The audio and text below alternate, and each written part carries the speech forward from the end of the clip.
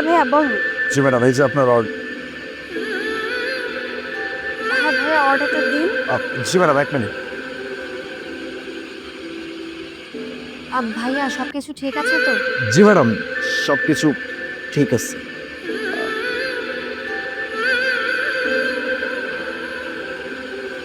এই যে ম্যাডাম, আপনার অর্ডার।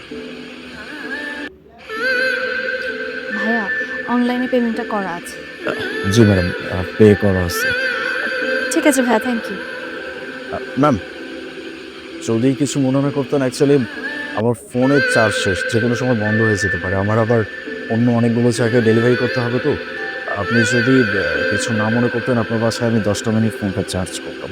আ যদি খুব বেশি জরুরি হয় তাহলে আসুন। ঠিক আছে, থ্যাংক ইউ।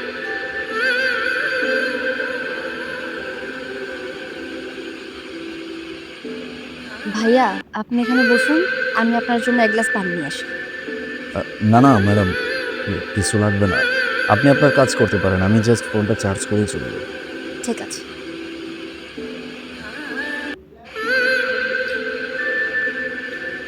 আ ভাইয়া আপনার কি কিছু লাগবে? না, না ম্যাডাম, কিছু লাগবে না। আমি তো বললাম যে ফোনটা চার্জ হলে আমি চলে যাব সঙ্গে, সঙ্গে। ঠিক আছে। ম্যাডাম, হ্যাঁ? আপনি যদি কিছু মনে না করতেন, আপনাকে একটা প্রশ্ন করতে পারি? হ্যাঁ বলুন। না মানে, এই যে আপনার পুরো শরীরে মারের দাগ, ব্যান্ডেজ, এগুলো কিভাবে হইছে? হ্যাঁ, না, না তেমন কিছু না। আসলে ছোট একটা অ্যাক্সিডেন্ট হয়েছিল তো আব সেটারই দাগ। ম্যাডাম, আপনি কি আমাকে বোকা পাইছেন? কোনটা অ্যাক্সিডেন্টের দাগ আর কোনটা মারের দাগ, এটা তো আমি খুব ভালো করে জানি। আপনি যদি না বলতে চান তাহলে সেটা আলাদা কথা। আর যদি মনে করেন যে ভাই হিসেবে আমাকে বলতে পারেন বা শেয়ার করতে পারেন, তাহলে আপনি আমাকে শেয়ার করতে পারেন। আসলে আমার মনে হলো তাই আমি আপনাকে জিজ্ঞেস করলাম। যদি বলতে না চান তাহলে কোনো সমস্যা নেই। আসলে আমার তো এই কথাগুলো শোনার মতো কেউ নেই বা বলার মতো কেউ নেই। আপনি যেহেতু শুনতে চাচ্ছেন, আমি আপনাকে বলি।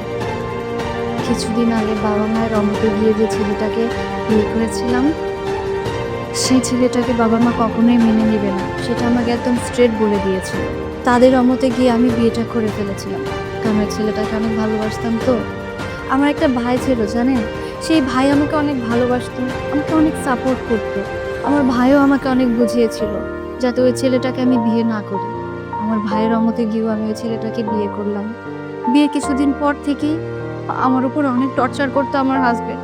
আমাকে সবসময় মারধর করতো। ও আমাকে বাইরে যেতে দেয় না। সবসময় ঘরের ভিতরে বন্দি করে রাখার চেষ্টা করতো। আমাকে ঠিকঠাক মতো খেতে পর্যন্ত দিত না। ও আমাকে বাইরে যেতে দেয় না। ঠিকঠাক মতো আমাকে খেতে পর্যন্ত দেয় না। আর প্রত্যেকটা দিন বাইরে থেকে মদ গাঁজা খেয়ে বাড়িতে এসে আমার উপরে টর্চার করতো।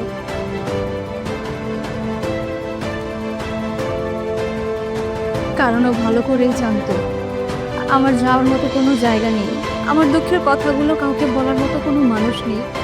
তাই নিরুপায়ের মতো হয়ে আমার এখানেই পড়ে থাকতে হয়।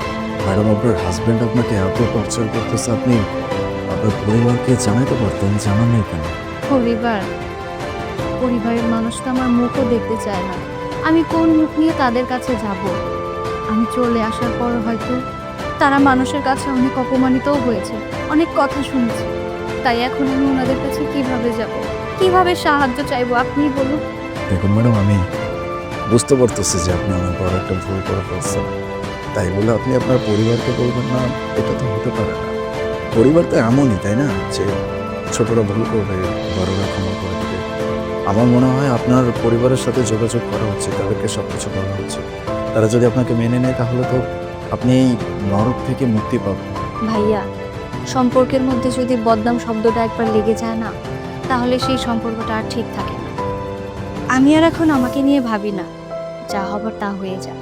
ম্যাডাম, আপনি একটু আগে বললেন না যে আপনার ভাই আপনাকে অনেক ভালোবাসতো, আপনার ভাই আপনাকে অনেক ভালোবাসে। আপনি তো চাইলে আপনার ভাইয়ের সাথে যোগাযোগ করতে পারতেন। কারণ ভাই-বোনের ভালোবাসা তো এমনিতেই অন্যরকম হয়, আলাদা হয়। আপনি বাবা-মাকে বলতে পারতেছেন না, ওকে ফাইন, আপনার ভাইকে বলতেই পারতেন। যেখানে বাবা-মাই আমার সাথে থাকবে না, সেখানে আমার ভাই কি করে আমার সাথে থাকবে বলুন? আমার ভাইও আমাকে অনেক বুঝিয়েছিল। কিন্তু আমি আমার ভাইয়ের কথা না শুনে আমি ওকে বিয়ে করি। তাহলে কেনই বা ও আমাকে আজকে সাহায্য করতে আসবে? আমার পাশে থাকবে? তুই কিভাবে চিন্তা করলি যে তোর ভাই তোর পাশে থাকবে না? ভাইয়া তুমি এখানে? আমি জানতাম না তোর সাথে আমার এভাবে দেখা হবে।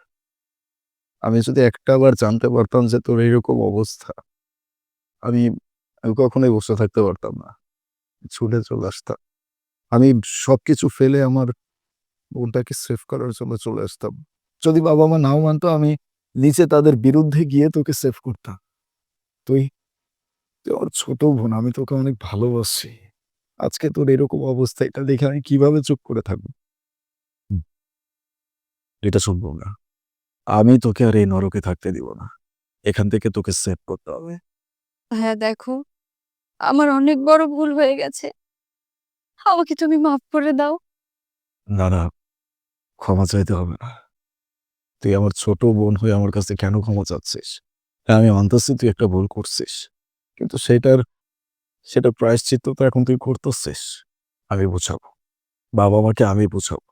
তাদেরকে এটা বোঝাবো যে ও ভুল করে ফেলছে তার মানে এই না যে তাকে এভাবে শাস্তি দিতে হবে। ও এখন ভালো নাই। চিন্তা করতে হবে না। তুই আমার সাথে চল। আমি সবকিছু ঠিক করে দিব। তুই চল।